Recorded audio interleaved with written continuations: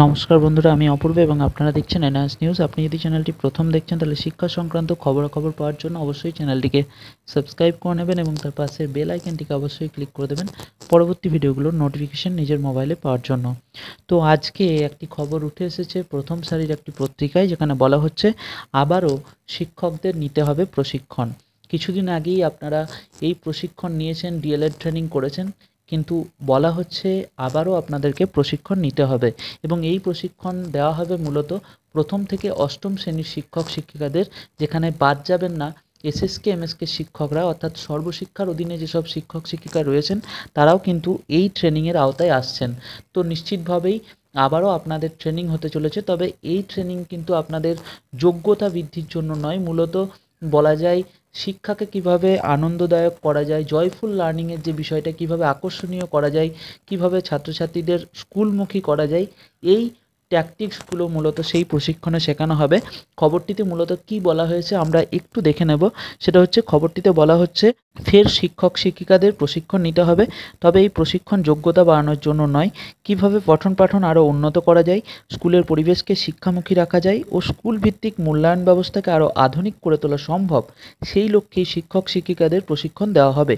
এই প্রশিক্ষণ দেওয়া হবে প্রাথমিক থেকে উচ্চ প্রাথমিক, অর্থাৎ প্রথম থেকে অষ্টম শ্রেণী পর্যন্ত পঠন পাঠনের সঙ্গে যুক্ত শিক্ষক শিক্ষিকাদের।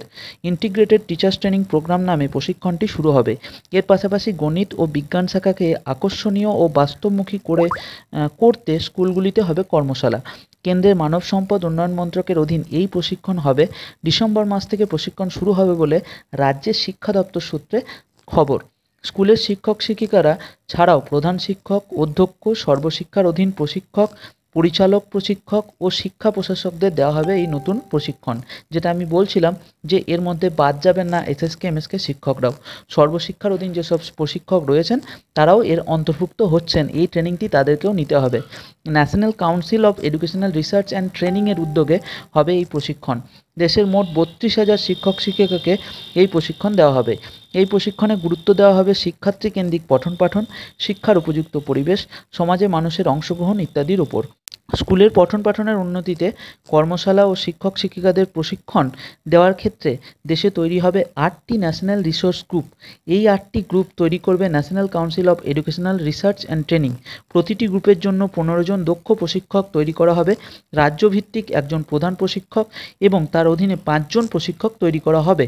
এরা পরবর্তীকালে রাজ্যের অন্য শিক্ষক শিক্ষিকাদের প্রশিক্ষণ দেবেন।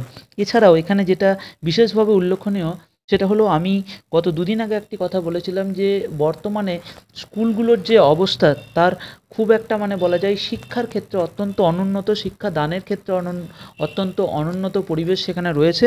তো তারই কিছুটা ছাপ বলা যায় এই খবরটিতে রয়েছে। খবরটিতে বলা হচ্ছে ফের শিক্ষক শিক্ষিকা এবং পঠন পাঠনের মানোন্নয়নে নতুন করে প্রশিক্ষণ বা কর্মশালা করতে হচ্ছে কেন। এই কেনর উত্তর পাওয়া গিয়েছে ইউনাইটেড ডিস্ট্রিক্ট ইনফরমেশন সিস্টেম অর্থাৎ ইউডাইসের তথ্য বিশ্লেষণের মধ্যে দিয়ে।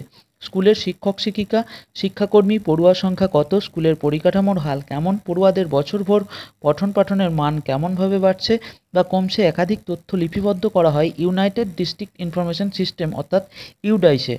দেশের যত সরকারি সরকার পোষিত স্কুল রয়েছে সব স্কুলকেই ইউডাইসে বাধ্যতামূলক তথ্যপঞ্জি দিতে হয়। সেই তথ্যপঞ্জি মানব সম্পদ উন্নয়ন মন্ত্রক বিশ্লেষণ করে দেখেছে যে অধিকাংশ স্কুলে উপযুক্ত পরিকাঠামো নেই, বহু স্কুল একবারও ইন্সপেকশন হয়নি, স্কুল শিক্ষক নেই, স্কুলে পড়ানোর কোনো পরিবেশ নেই। ইউডাইসের তথ্যপঞ্জি বিশ্লেষণ এও উঠে এসেছে পরিকাঠামো, ছাত্র শিক্ষক, স্কুল পরিচালনা এবং সামাজিক অংশগ্রহণ অত্যন্ত হতাশাজনক। সরকারি স্কুলগুলির এই হাল প্রকট হওয়ার পরেই কেন্দ্রীয় মানব সম্পদ উন্নয়ন মন্ত্রক শিক্ষকদের ক্ষেত্রে প্রশিক্ষণ এবং স্কুলগুলিতে কর্মশালা করার উদ্যোগ নিয়েছে। তো এই বিষয়ে প্রশিক্ষণ এখন প্রথম থেকে অষ্টম শ্রেণীর জন্য আবারও একবার নিতে হবে শিক্ষক শিক্ষিকাদের, যারা প্রথম থেকে অষ্টম শ্রেণীর সঙ্গে যুক্ত রয়েছেন সেই সকল শিক্ষকদের, এবং বাদ যাবেন না সর্বশিক্ষার অধীনে যেসব শিক্ষক শিক্ষিকা রয়েছেন তারাও। জানা যাচ্ছে ডিসেম্বর মাস থেকে হয়তো প্রশিক্ষণ শুরু হবে, তার আগে নিশ্চিতভাবেই আপনাদের আরও কিছু ইনফরমেশন দেওয়া হবে এই বিষয়ে। যখনই কোনো ইনফরমেশন এই বিষয়ে পাওয়া যাবে অবশ্যই আপনাদের সাথে শেয়ার করা হবে। যুক্ত থাকুন আমাদের চ্যানেলের সাথে।